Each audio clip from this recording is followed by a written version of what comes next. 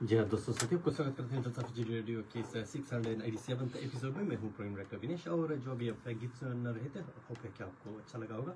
और जैसे मैंने बोला, आज हमारा जो विषय रहेगा girmit days in Fiji part 2। जी हाँ, पार्ट 1 हमने पहले बात किया था अनूप जी से, और अनूप जी हमारे साथ शामिल हो चुके हैं स्टूडियो में, और हम धन्यवाद देना चाहेंगे बहुत Sahil and Shivling for providing technical support to us. और चलो हम इस प्रिंस मीडिया यानी कि FM 96.9 के स्टूडियो से आप सभी को स्वागत करते हैं। अगर आप क्राइस्टचर्च में हो, then I am sure you are enjoying the weather. अगर आप बाहर हो तो होप करते हैं कि आप भी अपने देश में एंजॉय कर रहे हो। अगर आप गाड़ी चला रहे हो तो प्लीज़ बी केयरफुल। वैसे देखा जब तो पता नहीं चलता कब सैटरडे होता है संडे होता है, बिकॉज ट्रैफिक इज देयर। ऐसा लग रहा है कि every day is a working day, it's getting pretty busy in Christchurch. चलो हम आगे बढ़ते हैं और स्वागत करते हैं एंड शुक्रिया भी करते हैं अनूप जी को फॉर आने के लिए। और of course he has done a lot of hard work, काफ़ी रिसर्च किया, और यहाँ से जाने के बाद में और भी रिसर्च किया, because there were some questions, उसका भी आंसर उसने ढूंढ के लाया। तो चलो हम अनूप जी आपसे शुरुआत करते हैं। पहले आप बताइए कि आपका ये जो लास्ट वीक कैसा बीता।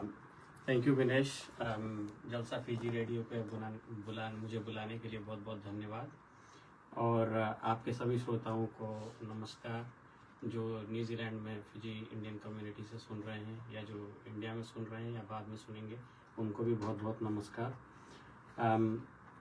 मेरा वीक बहुत अच्छा रहा था। लास्ट वीक मौसम भी थोड़ा बेटर था बाकी वीक से, और अभी सैटरडे को यहाँ पे आना था सुबह से, और मौसम भी अच्छा था, तो बस अभी शाम को थोड़ा सा जल्दी निकल गया था। और रोलिस्टन से आने में थोड़ा टाइम लगता है, पर वेदर तो काफ़ी बढ़िया है, तो आज अच्छा है। जी, और रोल्स्टन, अगर आप लोग शायद बाहर से कैसे सुन रहे हो तो आप बता दें, Ralston is in very upcoming हम एरिया कहेंगे, जहाँ पे काफ़ी जो पॉपुलेशन है काफ़ी तेज़ी से बढ़ा है in the last kind of few years time, और काफ़ी हमारे जो इंडियन लोग भी वहाँ पे बसे हुए हैं। तो ऑब्वियसली आप तो आपका होम है Rolleston, so you are enjoying that place. हाँ, काफ़ी बढ़िया है। वहाँ पे बहुत सारा कम्युनिटी के लिए चीज़ें हैं, जैसे आपका पार्क है, ये सब है, तो फैसिलिटीज़ अच्छी हैं, स्कूल्स हैं अच्छे हैं। जी, और मोटरवे वगैरह सब काफ़ी अपग्रेड हुआ है लास्ट फ्यू ईयर्स में, और फिर मैंने जो स्पीडिंग लिमिट भी बढ़ गया, 110 हो गया। So I think that is providing a bit of relief है, बिकॉज मुझे मालूम है बहुत सा पहले जब हम लोग समझाया करते थे, देन एक्चुअली पीक टाइम में we used to get stuck, because काफ़ी था, but hopefully motorway would have ease the problem. लेकिन फिर वही बात है, ट्रैफिक कीप्स ऑन इंक्रीजिंग। लेकिन I think work from home भी काफ़ी जो हेल्प करता है, इन द सेंस काफ़ी लोग टाइम से पहले घर से भी काम कर सकते हैं, so that you can avoid peak times and obviously give a few more spots for the खास। तो चलो हम अपने टॉपिक पे चलते हैं, विच इज ए गिरमिट। जी हाँ, आपको याद होगा कि लास्ट जो हमने बात किया था, पार्ट 1 जब था, हम अनूप जी से बात कर रहे थे, वी saying या हम गिरमिट जी के गिरमिट डाइज के विषय में बात कर रहे थे, हाउ दैट पीरियड फ्रॉम 1879 और 1969 में किस तरह जो इंडेंचर्ड लेबरर्स है वे ब्रॉट फ्रॉम इंडिया, लगभग 60,000 जो लोग थे फ्रॉम इंडिया दे केम, और बाद में अबाउट 40% वेंट बैक, लेकिन जो बच्चे जो 60% बच गए थे फिजी में, सम डिसाइडेड टू स्टे बैक और सम कुडंट रिटर्न, क्योंकि वही है कि once you are away from home like 14 years, बाहर रहने के बाद में मैंने डिसाइडेड कि नहीं, हम बस फिजी में ही बस जाएंगे। एंड सम वेयर थिंकिंग कि शायद हमारे पास उतने पैसे भी नहीं, हम और कुछ और पैसे जोड़ ले तब जाएंगे, और इसी तरह काफ़ी फिर वही रह गए। और उसके बाद में फिर हियर वी आर दी, हम ही बाद में जो जनरेशन हुए हैं, जो हमारे पूर्वज थे, they did the hard work, जिसे हम हमेशा बोलते हैं, और थैंक्स टू देम कि उन्होंने जो काफ़ी परिश्रम, काफ़ी मेहनत किया है, काफ़ी सहा भी है, and that's what we were discussing last time. तो अनुज जी बताइए कि इस एपिसोड में हम क्या क्या कवर करने वाले हैं। हाँ, तो इस एपिसोड में पहले तो एक थोड़ा सा रिकैप करेंगे, और उसके बाद से कुछ क्वेश्चन जो थे लास्ट एपिसोड के, उसको आंसर कर देंगे, जिससे सबको थोड़ा समझ में आए। अगर कोई पहली बार सुन रहा है उसको भी ये समझ में आ जाए कि हमने क्या बात किया था लास्ट बार। उसके बाद से थोड़ा हिस्ट्री और लोकेशंस वगैरह देखेंगे कि जो हमने उस दिन बात किया था, कुछ क्वेश्चन जो रह गए थे। इसके अलावा कुछ स्टोरीज देखेंगे, और मैंने थोड़ा सा देखा था कि फिजी इंडियन कम्युनिटी है वो, मतलब उनने कैसे सर्वाइव किया। बहुत सारी स्टोरीज भी मैंने देखा, बहुत सारे लोगों के पोस्ट भी मैंने देखे, तो उन सब के बारे में भी बात करेंगे। और थोड़ा सा जो पिछली बार का जो बाकी रह गया था वो भी इंक्लूड करेंगे। और जैसा कि हमने लास्ट बार जो टॉपिक छोड़ा था यूथ के लिए क्या है अभी, वो भी थोड़ा सा कवर करेंगे। जी हाँ, तो, और भी है। हाँ तो ओके। है तो बहुत अच्छा। अब जितना कवर कर पाए जी तो वो करते हैं आज। जी, अब इसमें साहिल से बोलने वाला था कि जितना हम देख रहे इधर से लग रहा है कि हमें पार्ट 3 बनाना पड़ेगा। जी हाँ, चलो शुरू करते हैं रिकैप से। तो बताइए, I am good at memory my self, लेकिन आप बताइए कि हमारा लास्ट हमने क्या क्या बात किया था। हाँ, तो रिकैप में हमने पहले तो ये बात किया था कि ये हमने टॉपिक जो है क्यों चूज किया। जी।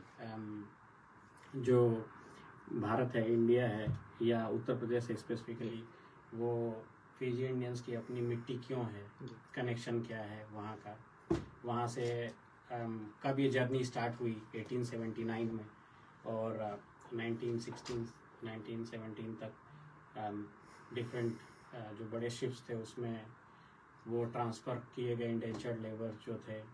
ऐसी सिचुएशन क्यों आई, शुगर की इनकी फार्मिंग होती थी वहाँ पे। एक चीज़ और मैंने थोड़ा सा पढ़ा इसके बारे में, मुझे पता चला कि जो ऑर्गेनाइजेशन थी, कंपनी थी, जिन्होंने ये कॉन्ट्रैक्ट किया था इंडियन जो लेबरर आ रहे थे वहाँ पे, जो काम करने के लिए आ रहे थे, उस कंपनी का नाम था colonial sugar refining company, CSR, है ना। फिजी में CSR से हम हाँ, ज़्यादा CSR। तो CSR ने ही वो कॉन्ट्रैक्ट दिया था 5 ईयर का, और उसी के मतलब वो शुगर रिफाइनिंग मतलब शुगर ही प्लांट में उसमें काम करने और उसको रिफाइन करने के लिए वहाँ पे आए थे। तो एक तो ये बात हुई थी। उनका जो वो यात्रा थी, वॉयस थी, वो कितनी डिफिकल्ट रही थी, कितनी प्रॉब्लम्स, कितनी बीमारियाँ, कितने प्रॉब्लम से वो वहाँ पहुँचे। 2-2.5 महीने लगे थे पहुँचने में, ये सारी बात हुई थी। इसके अलावा ये बात हुई थी कि जो गिरमिट पासेस थे उन्होंने कितने सिस्टमेटिकली अरेंज किए हुए हैं, जो अभी भी मिल जाते हैं। और कल्चर की थोड़ी बात हुई थी कि जो आपका कल्चर है फिजी में और जो इंडिया का कल्चर है उसमें कितनी सिमिलैरिटी है। फिर थोड़ी लोकेशन की बात हुई थी कि ये सारे लोकेशन कहाँ हैं जहाँ से वो लोग निकले, पासेस में क्या है, क्या डिटेल्स हैं। जैसे किसी कस्टमर सिस्टम में होता है कि भाई आपका एड्रेस क्या है, एड्रेस में डिस्ट्रिक्ट क्या है, आपका विलेज क्या है, लोकेशन क्या है, एरिया क्या है, वो सब के बारे में हमने बात किया। और पहली जो शिप गई थी उसमें कहाँ के लोग थे, कहाँ से गए थे, ये सब बात हुई थी। तो उसके बारे में थोड़ा सा और आगे देखेंगे। तो ये ओवरऑल समरी था जो हमारा कनेक्शन है फिजी का इंडिया से और वहाँ से, कि जो हमने एक चीज़ मैं थोड़ा क्लेरिफाई करना चाहता हूँ। रामचरितमानस, श्री रामचरितमानस जो मैंने कई बार बोला था, उसी को रामायण जनरली लोकल मतलब नॉर्मल लैंग्वेज में रामायण बोलते हैं। तो रामायण के जो मंडलीज वहाँ पे बने, उनका क्या जो ओरिजिन है, जो वहाँ गांव में जिस तरह से होता है शायद वैसे ही फिजी में होता है। जो अपना जो छोटा वाला होता है उसको करताल बोलते हैं, या झाल होता है बड़ा वाला, हारमोनियम, ढोलक इनके साथ करते हैं जो कीर्तन। तो ये सारी बात हुई थी लास्ट बार। वैसे रामायण में हम वही आपसे सवाल पूछेंगे कि आपने यहाँ शायद देखा होगा जिस तरह हमारी मंडली बैठती है, जो बजाते हैं और फिर हारमोनियम जैसा बोलते हैं, कोई हारमोनियम भी होता है, फिर वहाँ पे एक प्रचारक भी होता है, और बीच बीच में जो दोहा गाते हैं जिस तरह, क्या आपके इंडिया में उसी तरह होता है? हाँ बिल्कुल, एकदम वैसे ही होता है। और मैं कई बार गया हूँ मंडली में, फिजी वाली मंडली में, यहाँ पे एग्जैक्टली वैसा ही होता है।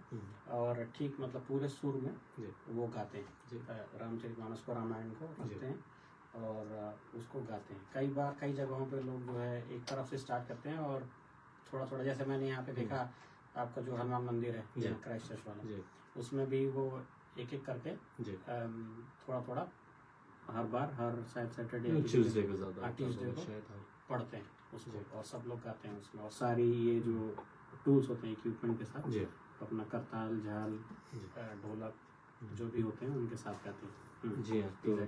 जी हाँ, तो obviously that's where it all came from. यानी कि लास्ट टाइम हमने वही मेंशन किया था कि किस तरह जो लोग थे दे केम फ्रॉम इंडिया, लेकिन वो लोग जो उनको खास लगा, because obviously they couldn't carry the whole load, सभी कुछ तो नहीं ला सकते थे, they were only allowed to bring certain things, but वही है कि they chose to bring Ramayan. और फिर जो कोई भी थे उन्होंने उसी तरह फिजी में शुरू किया होगा with a group of people, और देखो कितने साल हो गए, एंड दैट स्टाइल, वही कल्चर उसी तरह है अभी भी, and it resembles so closely to India, तो बॉन्ड तो है ही। हाँ और कुछ सवाल छूट गए थे, तो कुछ क्या आपने? हाँ, एक क्वेश्चन आपका ही क्वेश्चन था वो, कि मतलब जो इंडियन फिजी इंडियन कम्युनिटी थी, उन्होंने अपने कल्चर को इतने स्ट्रांगली क्यों रखा, उसको मैं थोड़ा सा उस बारे में रिसर्च किया, तो मुझे ये पता चला कि जो उनके वर्किंग आवर्स होते थे वो काफ़ी लॉन्ग होते थे, और उनको इस तरह का कोई टाइम नहीं मिलता था कि वो जाके अपना जो ये है कीर्तन भजन ये सब कर सके अलग से। तो वो जो शुगर केन की जो गन्ने की खेती थी, गन्ने की लाइंस थी, वहीं पे वो थोड़ा बैठ के भजन कर लिया करते थे। तो उनके पास ऑप्शन नहीं था कि वो उनको ये टाइम मिले कि वो कहीं और जाके कुछ करें। समझ रहे हो आप? मतलब अगर आपको सिर्फ इतना ही टाइम दिया जाता है कि आप अपने काम पे जाओ और वहां से काम करके आओ, और उसमें भी इतना प्रेशर रहता है। वो उसकी एक स्टोरी है मेरे पास, मैं सुनाऊंगा। तो आपको अगर टाइम ही नहीं मिल रहा है किसी और से मिंगल अप होने का, किसी और से मिलने बात करने का, और जहाँ पे आप खेती करने जाते हो, फार्मिंग में सुबह ही चले जाते हो और रात तक आते हो, तो फिर जो भी उनके पास अवेलेबल था उसमें उन्होंने, जहाँ वो बैठते थे नदी के किनारे या खेतों के किनारे, वहाँ पे उन्होंने अपने छोटे जो भी सिंबॉलिक पूजा के की जगह बनाई। बाद में जब इंडेंचर्ड लेबर खत्म हुआ तो उन जगहों को उन्होंने मंदिर बनाया। तब तक उनके पास दे हैडंट हैड ऑप्शन कि वो कुछ और कर सकें।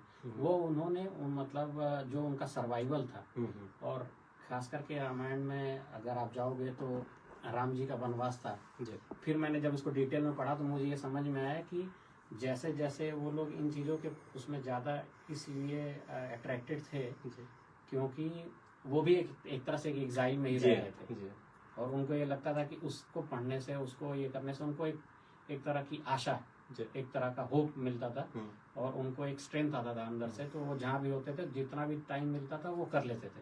इसीलिए उन्होंने इस तरह रिटेन किया, क्योंकि उनके पास कोई और विकल्प नहीं था करने का। अगर उनके पास होता तो शायद करते। तो ये मुझे समझ में आया कि जो उनके ऊपर प्रेशर था काम का करने का और उसको पूरा करने का, अगर नहीं मिलता, हम सारी बात करेंगे अभी आगे, मेरे पास एक छोटी सी स्टोरी है, तो उसमें उनके पास कोई दूसरा ऑप्शन नहीं था। तो एक तो ये क्वेश्चन था, जो उनके पास था वो उन्होंने प्रिजर्व किया, जो कि आई think that was the best thing they could do, है ना। और एक क्वेश्चन आपका था कि शिप्स कहाँ से आए और किस तरह से गए, मतलब शिप्स कैसे कलकत्ता से निकले, और जो ये लोग थे जिनके बारे में हमने बात किया कि जो मैंने थोड़ा सा देखा 79 से 89 तक 10 ईयर्स में जितनी भी शिप गई, सारी की सारी शिप्स गई थी आपकी कलकत्ता से, कहीं और से नहीं गई। 17 शिप्स गई थी और उसमें 7,782 इतने लोग गए थे, मतलब 7,782 इतने लोग वहाँ से गए थे कलकत्ता से ही। और ये सारे लोग ऑब्वियसली फिर वहीं से आए थे। ये लोग थे बस्ती, गोंडा, लखनऊ, रायबरेली, सुल्तानपुर, गोरखपुर, देवरिया, आजमगढ़, जौनपुर, फैजाबाद, जो कि अभी अयोध्या, फैजाबाद पहले डिस्ट्रिक्ट का नाम था, अभी अयोध्या, और गोंडा, आसपास की सारी जगहों से। तो इन लोगों को मैं थोड़ा सा लोकेशन समझाना चाहता हूँ। आपने पूछा था हम थोड़ा डिटेल में, और जो लोग हमें रेडियो पे भी सुन रहे हैं उनको भी थोड़ा समझ में आए, क्योंकि जो फेसबुक पे देख रहे हैं उनको समझ में आ जाता है अगर हम कुछ लोकेशन बताएं, पर रेडियो पे नहीं समझ में आता, तो उसको मैं थोड़ा सा बताता हूँ। तो एक क्वेश्चन ये था कि बनारस से जो वो लोग गए कलकत्ता, वो कैसे गए। तो जो बनारस से पहले कलकत्ता बोलते थे उस टाइम में, अभी कोलकाता बोलते हैं। तो कलकत्ता जो गए वो हमारा एक एंशियंट रूट है, पहले से, जो मतलब 300 BC, मतलब अभी आज के 2800 ईयर्स पहले का है, और उसको बोलते हैं उत्तर पथ। वो नॉर्दर्न पाथ इंग्लिश में, वो उस समय से फंक्शनल था। और वो जो रूट था वहाँ से लेके और इंडिया के वेस्टर्न बॉर्डर तक, काबुल तक, वो रूट उस समय से था। बाद में 16th सेंचुरी में शेरशाह जो उस समय दिल्ली पे वो कर रहा था, उसने इनको थोड़ा सा और वाइडन अप किया था और कुछ एक्सपेंशन किया था इसका, थोड़े सा राय जैसे बैठने वगैरह की जगह, ये सब पूरे रूट पे उसने बनाया था। बाद में जो ब्रिटिश थे उन्होंने, क्योंकि उनका जो ये प्रेसिडेंसी था कोलकाता वाला, उसको बोलते थे बंगाल प्रेसिडेंसी, तो उन्होंने इस रोड को थोड़ा सा स्टील और उससे ये किया अपने आर्मीज मूव करने के लिए कि थोड़ा हेवी सामान जा सके, तो उसका नाम रख दिया GT road, grand trunk road. तो ये रोड एग्जिस्टेंट था, ऑब्वियसली उन्होंने यही वाला रूट लिया होगा बनारस से कोलकाता जाने के लिए। और बनारस से मैं थोड़ा सा लोकेशन भी बता देता हूँ। बनारस से नॉर्थ की तरफ जाएंगे अगर लगभग मुझे लगता है 300 किलोमीटर जो है वो लखनऊ है ना, नॉर्थ में, और 200 किलोमीटर नॉर्थ ईस्ट में वो गोरखपुर है, और इसके लगभग 120 किलोमीटर पे प्रयागराज है वेस्ट बनारस से, और वहाँ से आपका गाजीपुर है 80 किलोमीटर और जौनपुर है 65 किलोमीटर नॉर्थ, और रायबरेली वहाँ से लखनऊ से रायबरेली 160 किलोमीटर है, और यहाँ से बनारस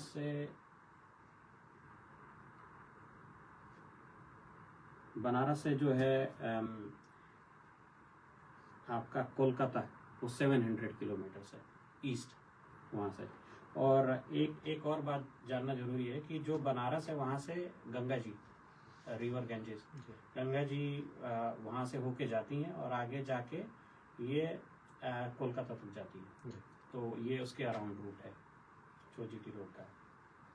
तो ये क्वेश्चन थे जो उस टाइम के थे। और जो बंगाल प्रेसिडेंसी था उस समय कोलकाता से जाने की वजह ये थी कि 1690 में जो बंगाल प्रेसिडेंसी था उसको उन्होंने हेड ऑफ स्टेट दे दिया था, स्टेटस, और गवर्नर जनरल वहाँ पे अपॉइंट कर दिया था, जिसके अंडर में मद्रास प्रेसिडेंसी और बाद में बॉम्बे प्रेसिडेंसी भी आ गया था।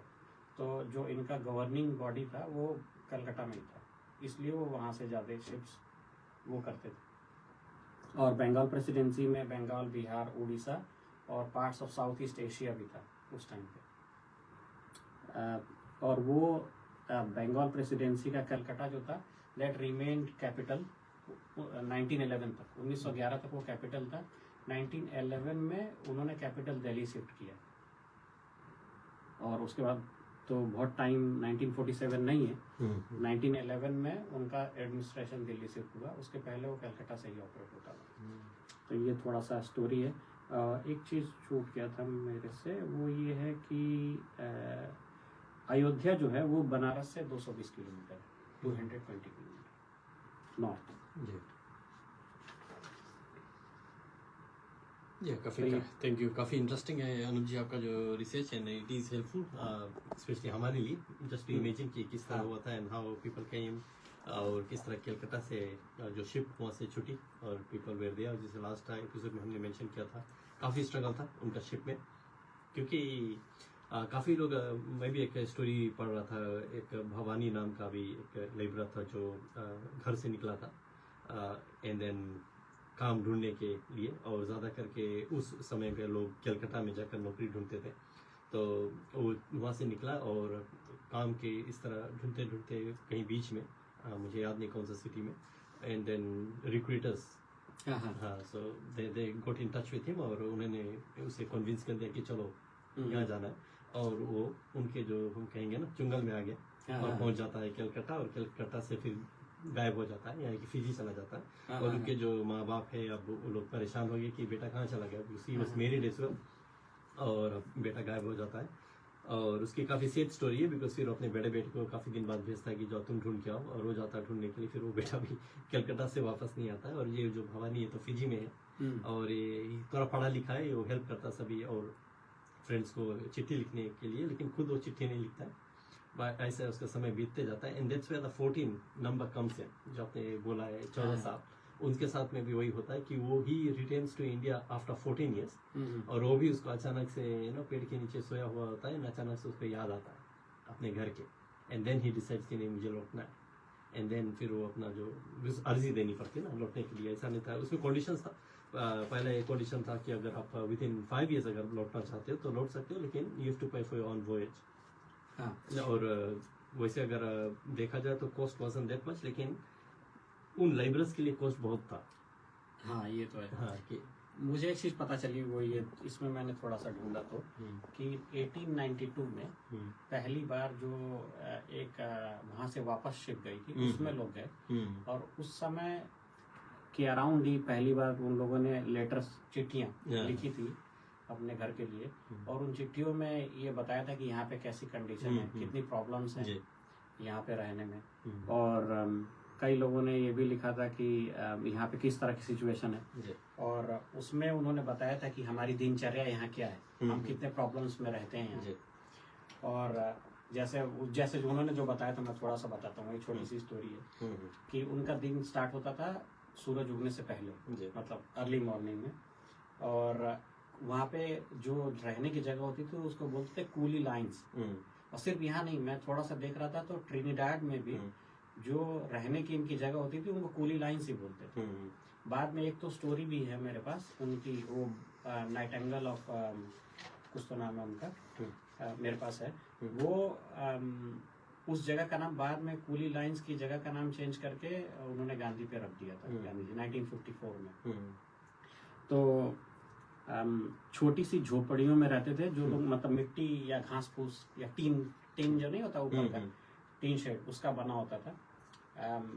कोई आराम नहीं था उसमें, बहुत सारे लोग रहते थे और कोई प्राइवेसी तो कोई थी नहीं वहाँ।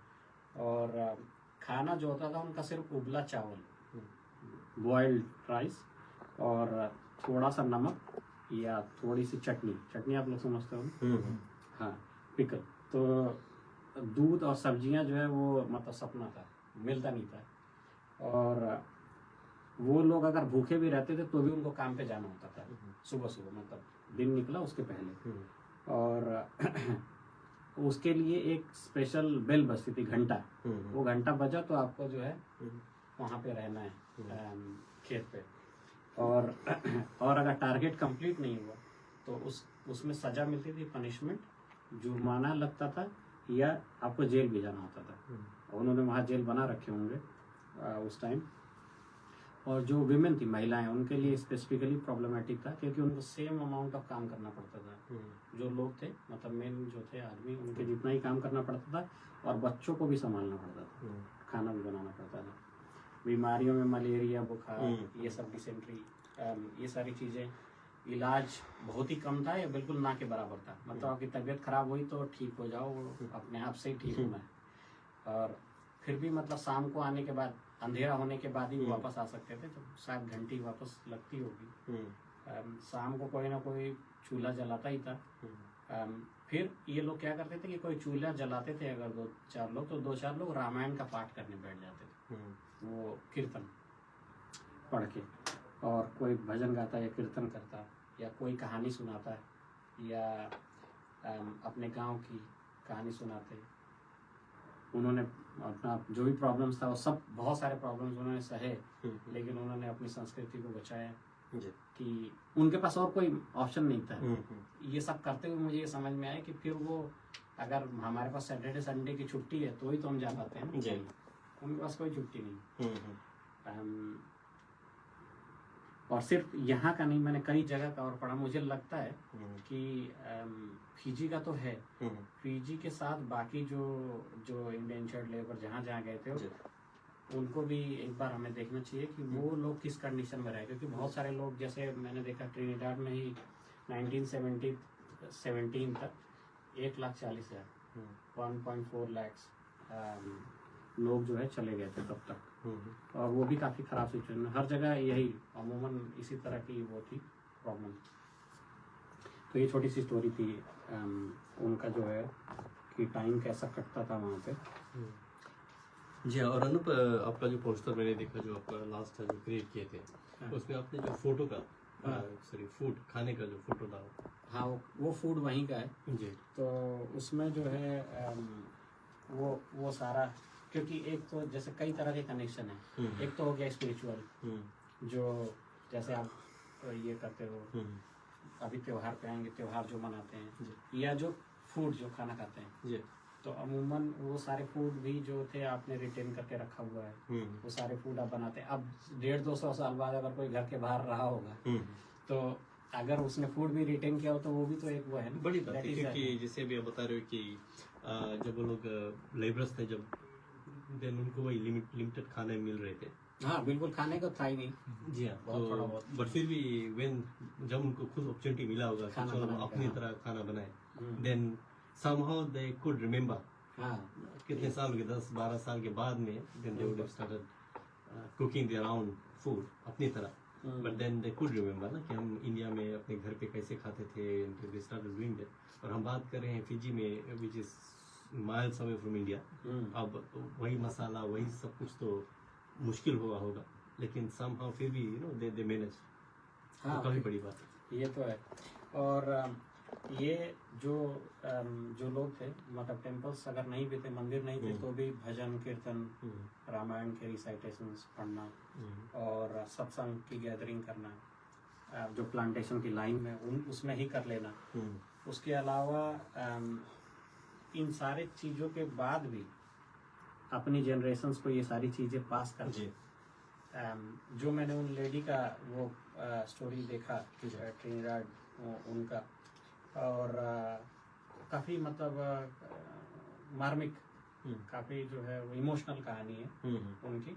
और उन्होंने बाद में वो राइटर और सिंगर बन गई, जी। और उन्होंने इस पे बहुत सारे गीत लिखे हैं अपनी ही लैंग्वेज में, जी। अवधी और भोजपुरी में। उसमें उनका वो गाना वहाँ बहुत फेमस हुआ, सॉन्ग्स बहुत फेमस हुए, और उनसे लोगों ने कनेक्ट किया कि जो उनका पेन था, जो उनकी प्रॉब्लम से, उन सबको उन्होंने गाया उस समय, ये 1950s में जी। जब वो वहाँ पे ट्रिनिडाड में थी।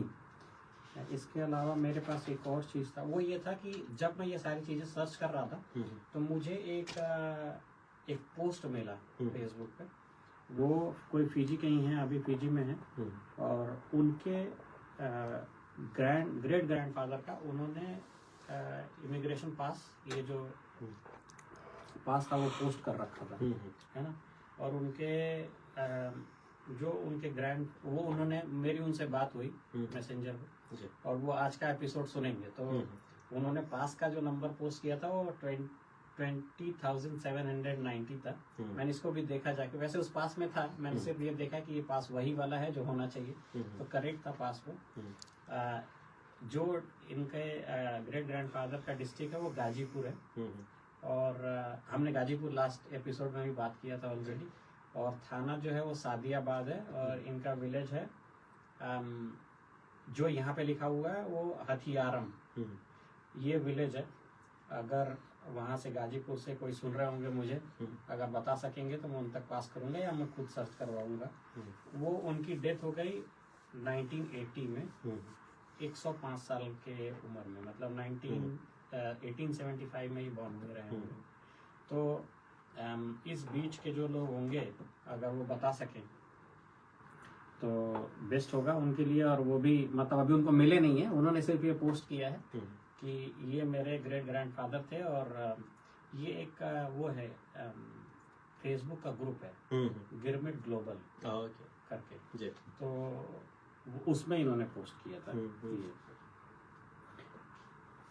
ये जी हाँ, और ये भी है कि काफ़ी स्टोरीज ये भी है कि किस तरह लोग were able to go back और फाइंड द डिसेंडेंट्स। काफ़ी लोगों को यू नो मिल गए हैं उनके फैमिली, और कहाँ से शुरू हुई है उन्हें पता चला है, और काफ़ी लोग शायद अभी भी ढूंढ रहे होंगे, they want to go back and find the place. तो जो लोग हमें सुन रहे हैं, अगर आपको पता हो तो you can help the person. अगर आप उस फेसबुक ग्रुप में जाओगे गिरमिट ग्लोबल, और अगर आपके पास आंसर हो तो काफ़ी बढ़िया होगा, बिकॉज काफ़ी लोग हैं ना, काफ़ी साल हो जाते हैं, they want to reconnect, so that's one way of reconnecting. अच्छा, अगर से हम लोग अभी फिजी में है, ओवरसीज में, लाइक जो गिरमिट में आए हैं, सबको खोजते they look for their roots back home ना। इंडिया में से है कि दे लुक फॉर पीपल कि अच्छा हमारे परिवार में से कोई गए थे, वो भी कहाँ पे हो गए, उनका फैमिली कहाँ पे। हाँ, ये बहुत ही अच्छा इंटरेस्टिंग क्वेश्चन है। हाँ, उसके हम लोग से भी बाहर है, तो हम लोग ढूंढते हैं ना कि अच्छा हम लोग इंडिया के कहाँ के हैं। जरूर जो उस पीढ़ी में रहे होंगे, हाँ। तब जब ये लोग गए, तो उस पीढ़ी में या नेक्स्ट पीढ़ी तक, जैसे जिनके लड़के बच्चे ये लोग रहे होंगे, या उनके जो जिनके भाई रहे होंगे, उन लोगों ने जरूर खोजा होगा 30, 40, 50 ईयर तक। और उसके बाद उन्होंने ये इन्फॉर्मेशन पास की है अपने लोगों को। जैसे मुझे एक स्टोरी मेरे पास है आज की, उसमें उनको पता था वहाँ के लोगों को कि गिरमिट में ऐसे हमारे यहाँ के कोई चले गए थे। ये जो पर्सन है उन्होंने विजिट किया था और पूरा गांव आया था उनसे मिलने, उनको माला वाला पहनाया। तो वो जो लोग गए हैं थोड़ा बहुत आइडिया है कि कोई गया था, पर वो चूंकि बीच में ये 3-4 जनरेशन अब ना हो गई है ना, तो इसलिए थोड़ा टाइम ही होता जा रहा है। इसलिए जिसको ये ढूंढना है उसको जल्दी ढूंढना है, क्योंकि जो पुराने लोग हैं वो बाद में रहेंगे नहीं, उधर भी और इधर भी।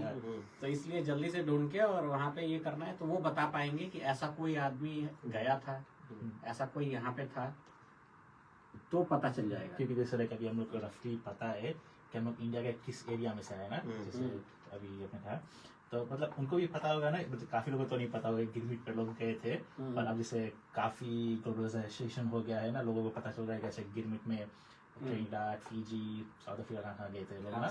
तो मतलब उनको ये भी पता होगा कि अच्छा हमारे एरिया में से गए थे, तो एक क्यूरियोसिटी होगी कि हमारे फैमिली में से कोई गया था कभी कि नहीं, या ढूंढने को ट्राई कर रहे होगे कि किस लाइक मिल रही है, पर पता चले कि अच्छा किधर गए थे। हाँ, ये एक्चुअली में क्या है कि जैसे मान लो कि अगर कोई बिछड़ जाता है तो जो बिछड़ा वाला पार्टी होता है वो ज्यादा ढूंढता है रादर देन जो, क्योंकि वो तो वहीं पे है, दूसरे वाले को ढूंढ के आना है कि वो कहाँ बिछड़ गया। क्योंकि दूसरे वाला जो ये उनके पास ये स्टोरीज पास ऑन तो होती हैं। अब जिन फैमिलीज में गए होंगे जरूर उनको पता होगा कि हमारे कोई गए थे, तो ये जरूर है, उनको पता जरूर होगा। अब जो उनसे कोई कांटेक्ट करता होगा तो जरूर पीछे जाके देखते होंगे कि कोई गया था या नहीं। इसी से जाके सारे ये सर्चेज हुए हैं जो अब तक हुए हैं, या जो लोग अभी ढूंढ रहे हैं वो इसी पे बेस्ड है उनका। एक बात और बता दूं साहिल, मेरे रिसर्च के हिसाब से जो पहले 10 साल में 1879 टू 1889 में 17 शिप गई थी, मैंने पहले बता दिया, वो सारी गई थी कलकत्ता से, और वो सारे ही लोग यहीं से आए थे। ठीक है, जो मैंने डिस्ट्रिक्ट बताए थे। दूसरा, और ये सारे लखनऊ और उसके आसपास के जितने मैंने बताया उसमें सब कॉन्सेंट्रेटेड है। मैंने पहली वाली शिप का तो के सारे रिकॉर्ड्स देख लिए, उसमें सब वहीं से एवरीथिंग। ठीक है, और मोस्टली मतलब 1-2 इधर उधर का होगा। उसके बाद से जो अगले 10 साल 1819 से 1899 में गए थे, उनमें 24 शिप्स गई थी। ठीक है, और उसमें टोटल लोग गए थे लगभग 10,000 है ना, तो टोटल जो अमाउंट हो गया 20 ईयर्स में हो गया 18,780, और ये सारी की सारी शिप्स कलकत्ता से गई थी। तो प्रोबेबिलिटी ज्यादा है कि वहां से हो सकता है ना। मैं आगे भी आता हूँ, मैं आगे भी थोड़ा बताता हूँ आपको, तो शायद कि उससे हेल्प होगा ये करने में कि एक क्वेश्चन भी आपका आंसर हो जाएगा। विनेश, लास्ट बार आपने पूछा था कि क्या मद्रास से भी गई थी शिप, तो इसीलिए मैंने ये सर्च किया था। तो उसके बाद जो अगला 10 साल था 1909 से 1909 तक, उसमें जो है मद्रास से शिप्स गई थी। पहली शिप गई थी मद्रास से 1903 में, मतलब 79 में पहली गई थी फिजी की, और मद्रास से पहली गई थी 1903 में। तो कितने साल हो गए? 24 ईयर्स। 24 ईयर के बाद पहली शिप गई थी। दैट्स व्हाई आप नाउ यू कैन अंडरस्टैंड कि आपकी लैंग्वेज में अवधि और ये सब क्यों इतना ज्यादा है, सब मिक्स्ड है। क्योंकि 24 ईयर्स के बाद वो लोग पहुंचे होंगे पहली शिप। तो उसके बाद इंटीग्रेट हुआ होगा ना, पहले इन लोगों ने सारा एस्टेब्लिश कर लिया वहाँ पे जो भी था, मतलब कि ठीक है, मतलब हमको आपस में कम्युनिकेट ऐसे करना है, या तब तक तो थोड़ा बहुत मंडली वगैरह ये सब तो उन्होंने स्टार्ट कर ही दिया होगा। फिर सेकंड शिप गई थी 1905 में, उसके 2 साल बाद, और थर्ड शिप गई थी 1905 में ही। तो टोटल जो है 35 शिप्स गई थी 1900 से 1909 10 ईयर्स में। उसमें से 31 फिर कलकत्ता से गई थी, और 4 गई थी मद्रास से। तो अभी कितना हो गया टोटल में देखोगे तो अभी भी कलकत्ता वाला बहुत ज्यादा है। ठीक है ना। उसके बाद से 1910 से 1916 में 37 शिप्स गई थी। उसमें से थोड़ा बहुत कहीं मिस्टेक हो जाए तो काउंट करने में 26 गई थी कलकत्ता से और 11 गई थी मद्रास से। तो इसका मतलब ये है कि मोस्टली जो है ये कलकत्ता से ही गई थी, जो उधर से गई थी। तो ये थोड़ा सा ये आपके क्वेश्चन का आंसर था कि मद्रास से गई थी या नहीं गई थी, बाद में गई थी, और इन प्रोपोर्शन कम थी जी, काफी कम। सही बात है। हाँ, क्योंकि हमारा जो अगर कल्चर देखा जाए फिजी के, इट डज मेक makes हाँ, makes sense, sense कि उधर ज़्यादा है। साउथ के से कुछ note साउथ का किए भी थोड़ा रिसर्च किया मैंने, तो हाँ। उसमें जो है जो मद्रास से गई थी उसमें मद्रास मतलब मद्रास प्रेसिडेंसी था, जिसमें तमिलनाडु, आंध्र प्रदेश और कर्नाटक, केरल के भी कुछ, तो मोस्टली आंध्रा और तमिलनाडु के लोग थे, कुछ कर्नाटक के भी जो मुझे मिले, जो रिकॉर्ड्स मुझे मिले, तो वो लोग गए थे बाद में जो इन शिप्स में गए। इंटरेस्टिंग जी। हाँ जी। हाँ। और जैसे आप बोल रहे हैं कि आपने कुछ फैमिली मेंबर से बात भी किया था जब इंडिया आप गए थे इस विषय पे। हाँ, तो वो मेरी बात हुई थी, लेकिन वहाँ से मुझे कोई, जैसे मुझे ये था कि वहाँ से कुछ मुझे कॉन्क्रीट इन्फॉर्मेशन अगर मिले कि अच्छा ये लोग थे जो पहले आ चुके या जा चुके, वैसा कुछ मुझे मिला नहीं। कई लोगों ने ढूंढने की कोशिश किया है, अभी भी कर रहे हैं। अच्छा, आप जैसे उसी एरिया के हो, हम्म। आपके फैमिली में से कोई नहीं गया था? हमें तो ये जानकारी नहीं है, हमारी फैमिली में से कोई गया था। जो मैंने रिकॉर्ड्स ढूंढे पिछली बार जो मैंने बताए थे, हाँ। तो उसमें से मुझे देवरिया जो मेरा होम टाउन है वहाँ से 2 ही मिले थे, और वो दोनों, एक मेरे घर से कितना 13 किलोमीटर, और दूसरा वाला जो मेरे घर से था वो 25 किलोमीटर। तो ये 2 ही मुझे मिले, और ऑब्वियसली सारे रिकॉर्ड्स हैं, तो ये हम कंफर्म कह सकते हैं कि मेरे गांव से कोई नहीं गया था, है ना। तो मतलब as a engineering student, science student जो है, ये प्रोबेबिलिटी कंफर्म है कि वहाँ से कोई नहीं गया था। हाँ। ये फैक्ट्स के हिसाब से कह सकता हूँ मैं, जी। है ना। अब वहाँ जहाँ से ये गए थे, जो मुझे वो डॉक्यूमेंट मिला है, तो एक तो सर्च ये है कि कोई और करे, एक हम खुद भी कर सकते हैं, और तो हमारे पास डॉक्यूमेंट है, हमारे पास जगह भी पता है, अगली बार जाके मैं खुद देख सकता हूँ कि अच्छा वहाँ से कोई गया था क्या। जो ये 2 जगह पता है, जो ये गोरखपुर और आसपास की जगह हैं, वहाँ जाके हम खुद ढूंढ सकते हैं। जी। और जितना भी अभी आपने रिसर्च किया उससे तो आपने शुभ होंगे कि दूर दूर से भी साहिल आपका रिश्तेदार नहीं लगेगा। ना, बिल्कुल नहीं। नहीं, लेकिन बस्ती का हो सकता है, बस्ती का कहीं का हो सकता है ना, कहीं का। लेकिन ज्यादा ही देख रहे तो बस्ती वाले ही सबसे ज्यादा थे, जी। बस्ती के हो सकते हो। और ज्यादा आपको शेयर नहीं करना पड़ेगा ना सर के साथ। तो मुझे लगता है कि जो थोड़ा सा ये समझना चाहिए कि ठीक है, अगर वहाँ से गए होंगे तो यूपी के गांव कैसे होते होंगे, या मतलब शिमला गए, क्योंकि तो फीलिंग भी शिमला ही बेस्ड हुआ ना, तो हाँ। अच्छा प्रोड्यूसर में, क्योंकि हम लोग तो घूम के आए, तो अच्छा हाँ। ये भी, ये साहिल ने मुझे बताया कि ये घूम के आया है वहाँ से। तो दूसरा क्वेश्चन था मेरा, जैसे अभी हमारा फीजी में राइट, और भी जगह पे गिरमिट सेंटर होता है राइट, हाँ। तो अगर पता लगा कुछ जानना है तो हम वहाँ जाकर पता लगा सकते हैं। इंडिया में ऐसा कुछ है, जैसे अगर हम लोग इंडिया गए पता लगाना है तो वहाँ पे कहाँ पे पता लगाएंगे? हाँ, ऐसा कुछ जैसे वहाँ की तरह कोई स्ट्रक्चर्ड फॉर्मेट नहीं है, ना ही ऐसा कोई एजेंसी बना है वहाँ पे कि ये कर सके। वहाँ पे रिकॉर्ड्स जरूर होंगे जिनमें जाके ढूंढ सकते हैं। इसी तरह से वो लोग फाइंड आउट करते होंगे, क्योंकि जो वहाँ पे जो हमारे मतलब खेती वगैरह का रिकॉर्ड होता है या जो फैमिली वाला रिकॉर्ड होता है वो सब है, उसमें जाके ढूंढ सकते हैं। लेकिन इस तरह से कहीं रखा नहीं हुआ कि ये लोग गए थे तो बहुत इजी हो जाता है। अगर वहाँ पे उस टाइम उन्होंने रख दिया होता कि यहाँ से ये गया था, फिर तो क्योंकि जैसे लाइक फीजी वाला गिरमिट सेंटर है, इवन आई थिंक और भी जगह पे है, तो इजी होता है। बट सभी हम इंडिया गए तो फिर स्टार्ट कहाँ करे, कहाँ ढूंढे, वो काफी हार्ड हो जाता है। मुझे लगता है कि बस्ती से स्टार्ट करना चाहिए।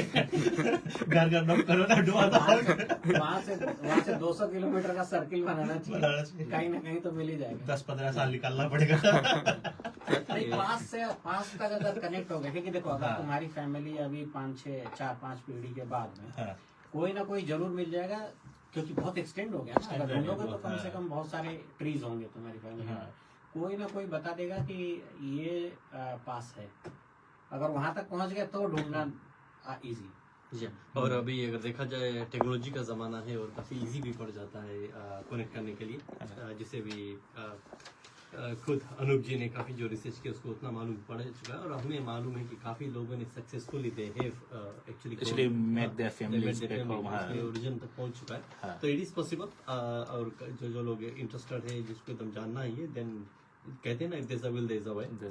तो वो लोग पता लगा ही लेंगे, which is good in one sense। कभी कभी people want to know, but वैसे अगर देखा जाए होल सिस्टम जिस तरह वर्क हो रहा था, गुड एंड बैड अगर अब देखा जाए, देन काफ़ी परेशानी थी। और आई थिंक दुख की बात वही होता है कि they didn't realise what was happening. और जैसे भी फैमिली की बात करते हैं कि हाँ इंडिया से, जैसे जो एग्जांपल मैं दे रहा था जो भवानी स्टोरी में बता रहा था कि वो पंडित घराने का था, उसके पिताजी पंडित थे, तो वो जाता है ऑब्वियसली आई थिंक पंडित में उस फैमिली का वो मानना था कि समुद्र में नहीं जाना चाहिए, होता होगा ना, तो उसको समुद्र में नहीं जाना चाहिए था, लेकिन ही गॉट ट्रिक्ड तो चला गया। और उसका एज बहुत नहीं था, बच्चे नहीं थे, बट ही वाज मैरिड। और उस समय की बात है जब यंग एज में ऊपर से पंडित घराने का था, यू कैन इमेजिन बहुत बड़ा नहीं हुआ होगा, तो ना जाने उसके जो सोच समझ कैसा होगा। सो बेसिकली वो गायब हो जाता है और पिता सोचता है कि कलकत्ता गया, वो अपना दूसरे बेटे को भेजता है ढूंढने के लिए, वो भी कलकत्ता जाता है और वो भी गायब हो जाता है। और उनका यही मानना होता है कि उस वक्त वही मानना था कि कलकत्ता अभी भी होगा, कि Calcutta is a big city, इसे बहुत सारे लोग हैं और वहाँ पे किसी एक को ढूंढना बहुत ही मुश्किल है। इवन अभी अगर देखा जाए किसी को ढूंढना है स्पेशली इंडिया में, तो अगर आप फिजिकली ढूंढेंगे तो बहुत हार्ड होता है। ज्यादा करके अभी भी लोग सोशल मीडिया द्वारा काफी इजीली ढूंढ लेते हैं ना, वही इवन पुलिस भी वही करते हैं। इंडिया छोड़ो, अभी क्राइसिस में कोई गुम हो जाए यहाँ पे नहीं ढूंढ पाओगे, इतना बड़ी टेक्नोलॉजी भी नहीं ढूंढ पाओगे, so it is very hard. तो इसीलिए it was hard. So I think that answers a few questions क्यों दे वुड हैव ट्राइड। लेकिन ये जो सिस्टम चल रहा था, आई डोंट नो कितना ट्रांसपेरेंट हुआ होगा। और अगर हम फिजी के एंगल से देखें, then we are talking about lot of numbers. Like उस वक्त अगर 16,000 की बात करते हैं, 18,000 it's a big number for Fiji. लेकिन आप इंडिया की अगर दृष्टि से देखें, then it's not the big number. Object वहाँ पे बोल तो दे डोंट एक्चुअली उतना किया नहीं है जी, क्योंकि it's only like a part of India, small percentage जो वहाँ से आए हैं, रेस्ट ऑफ द इंडिया उनको पता भी नहीं होगा कि लोग जा रहे हैं। तो I think that's why record keeping और वो सब थोड़ा हार्ड हो गया होगा। और फिर दूसरी बात है कि उनके लिए it was just like a normal person going, जो जा रहा है काम करने, किसी चीज पे जा रहा है, जैसे हम लोग यहाँ आ गए ना, जैसे एग्जांपल है, नथिंग टू वरी अबाउट ना, दे आर विलिंगली अपने खुशी से लोग जा रहे हैं। बाद में ऑफ कोर्स ये सब काफी प्रेशर बढ़ा होगा, जैसे आप बोलते हैं जब लेटेस्ट पहुंचे वापस India, then of course family would have कुछ फैमिली में शायद शिकायत किया होगा, कहीं दरवाजा खटखटाया होगा, देन दे वुड रियलाइज। शिकायत भी हुआ था, इंक्वायरी भी, वो भी पढ़ा मैंने। और ब्रिटिश पार्लियामेंट में क्वेश्चन भी पूछे गए थे इसके बारे में, लेकिन कोई सेटिस्फैक्ट्री आंसर टाइप नहीं मिला था, ना ही उनको टेबल किया गया था। तो हाँ, अभी मेरे पास स्टोरीज भी हैं। मुझे मालूम है, लेकिन अभी मेरे पास पीजी के जो युवा हैं उनके लिए भी वो है, बातरी करना पड़ेगा। वो मिस हो गया था इस बार भी, बिकॉज साहिल ने कुछ ज्यादा याद सवाल कर गया था, बट एनीवे अनूप, आपको आने के लिए बहुत बहुत शुक्रिया। हमें ये जो आज का कार्यक्रम यही एंड करना पड़ेगा। हमारे पास कुछ और समय है, 2 मिनट से, अगर आप कुछ ऐड करना चाहते हो। I think Sahil is saying कि आप यूथ वाला कवर कर सकते हो। हाँ, थोड़ा सा कवर कर देते हैं कि जैसे मेन पॉइंट ये है कि जो फिजी का यूथ है वो इंडिया को कैसे देखता है, और जो अभी गार्जियन है या जो भी पेरेंट्स हैं, उनकी एडेड रिस्पॉन्सिबिलिटी है अब, क्योंकि उस समय तो बहुत ही सिचुएशन डिफिकल्ट था, तभी भी उन्होंने अपना कल्चर, अपनी लैंग्वेज, अपना सब कुछ पास ऑन किया। अभी की पीढ़ी, क्या वो हिंदी बात तो आप सब कर रहे हैं, शायद वो भी कर पाते हैं, क्या वो पढ़ सकते हैं लिखा हुआ, क्या वो लिख सकते हैं? I think getting more towards Western world now.